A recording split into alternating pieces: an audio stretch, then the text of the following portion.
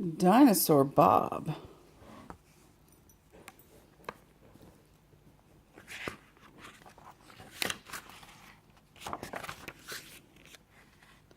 Lizardos were an interesting family. Every year before the start of baseball season, they take a trip far from their beloved home in Pimlico Hills. Travel is an adventure, and venture makes you homesick, and baseball makes everything A-OK, explained Dr. Lizardo.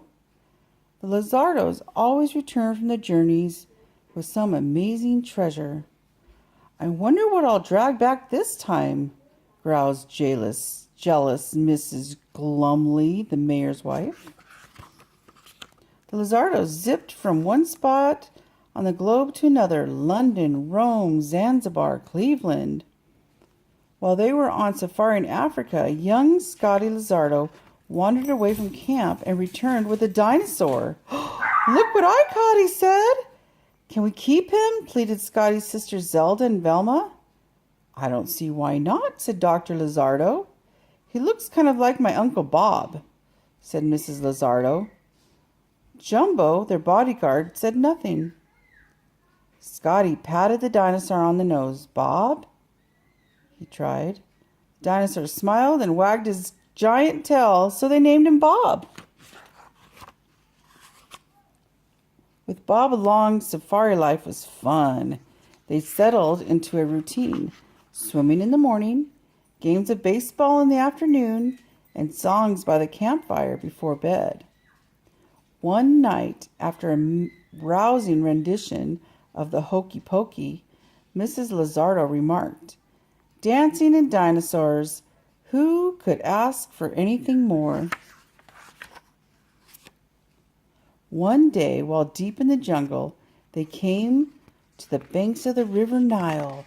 Dr. Lizardo said, "Let's go sailing." So they made Bob into a ship and steered him down the river. "Going by Bob is the only way to travel," sighed Zelda. Everyone began to sing, "Take me out to the ball game." Bob hummed along. Jumbo said nothing but tapped his foot. It was grand.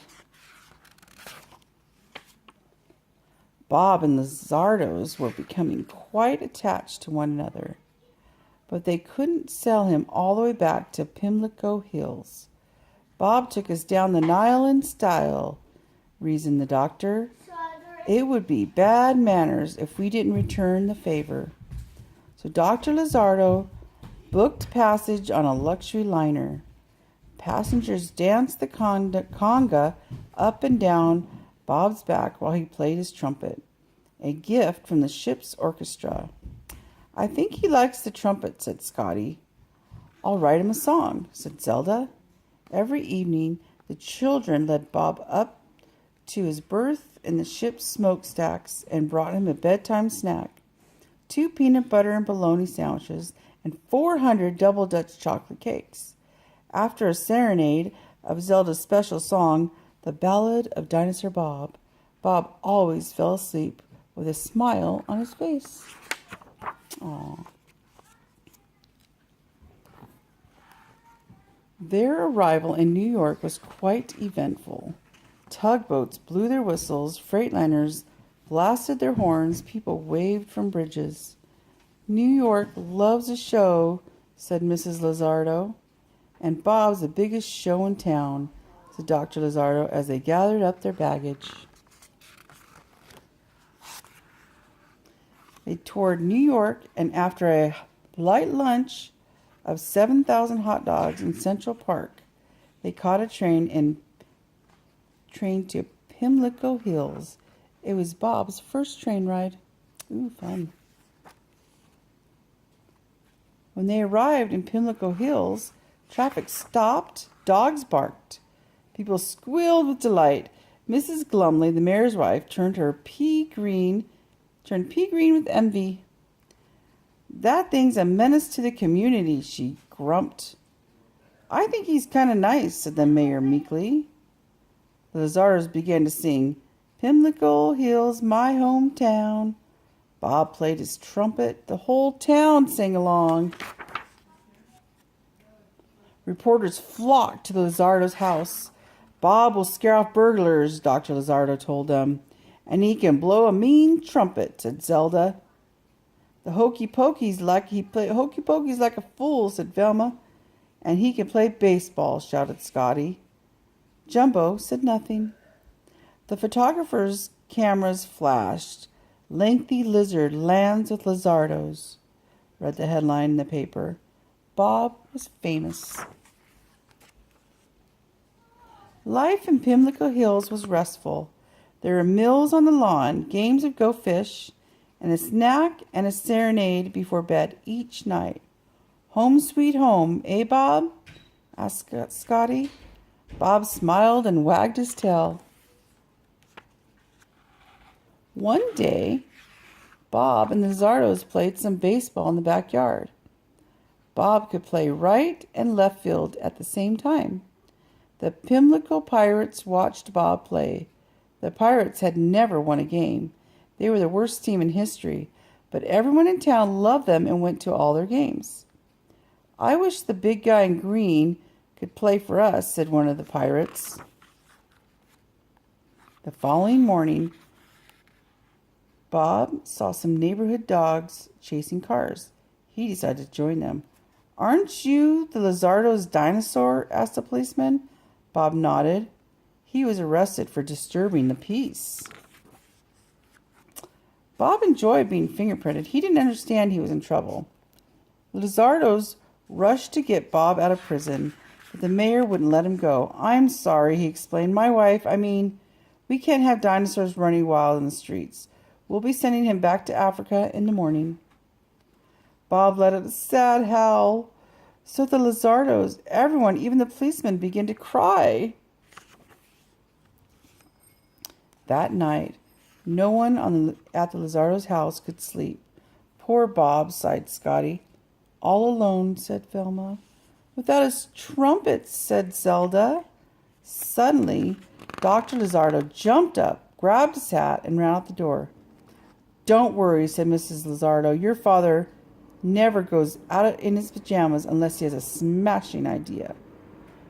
Come on, he whispered. Be very quiet. We're running away. Bob's escape made headlines the next morning. Lizardos and lizard on the lam. Cops confused. So they hit the open road. If Pimlico Hills won't have Bob, then we won't have Pimlico Hills, said the doctor. It's Bob or bust, said Mrs. Lizardo. Home is where the Bob is, said Scotty, and they all agreed. But something just didn't feel right. Zelda wrote a new song. I'm so lonesome. I hope I'm home sometime soon. That night, as they camped out under the stars, no one felt like singing. Scotty read the newspaper. Baseball season starts tomorrow, he said sadly. Well, said Dr. Lizardo, grabbing the family globe. Time to decide where we're headed. Let Bob decide, said Mrs. Lizardo. Bob thought for a moment, then he touched his nose to a point on the globe. Pimlico Hills, said Dr. Lizardo. He touched Pimlico Hills. Home, the children said wistfully. The next day was the opening game for the Pimlico Pirates. As the stadium filled, no one noticed a large bump in the outfield. Everyone in town was there, including the mayor and his wife, Mrs. de Glumley. The team began to run out into the field. Then the announcement shouted, and now the newest Pimlico Pirate, Dinosaur Bob. The bump began to move. There stood Bob. The crowd roared. So did the mayor. Mrs. de Glumley said nothing. Bob smiled his big dinosaur grin, and the game began. The Lizardos cheered Bob from the dugout and gave him water between innings. The game was close. The Pirates were playing better than they had ever had. They needed just one run to win the big game, and Dinosaur Bob stepped up to bat. He swung with all his might. Quack! The ball went up and up, clear out of the stadium and out of sight. Bob rounded the bases in 3 great strides and touched his nose to home plate. For the first time in history, the Pimlico Pirates had won. The Lizardos rushed onto the field and hugged Bob. The crowd cheered Bob all the way out of the stadium. The mayor cheered the loudest. Bob was a hero. I still say he's a menace to the community, sniffed Mrs. de Glumly. He promises he'll never chase cars again, said Scotty. The mayor looked at his wife. She frowned. Then he looked at Bob. Suddenly Bob kissed Mrs. de Glumly on the cheek. She was so startled she stopped frowning. He can't stay, said the mayor. He can stay, said the mayor. Hooray, yelled the Lizardos, and they launched into the hokey pokey. The whole town joined in. Silly. That evening, Bob and the Lizardos had a cookout in the backyard. After dinner, Jumbo brought out the musical instruments. Scotty on bongos, Bob on trumpet, and everyone else on kazoos. Here's to Bob, said Dr. and Mrs. Lizardo. The best ball player, said Velma. The best pal, said Zelda. And the best dinosaur a family could ever have, shouted Scotty. Jumbo smiled.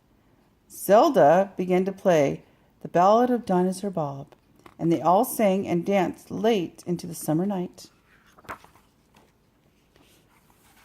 Ooh. The Ballad of Dinosaur Bob by Zelda Lizardo.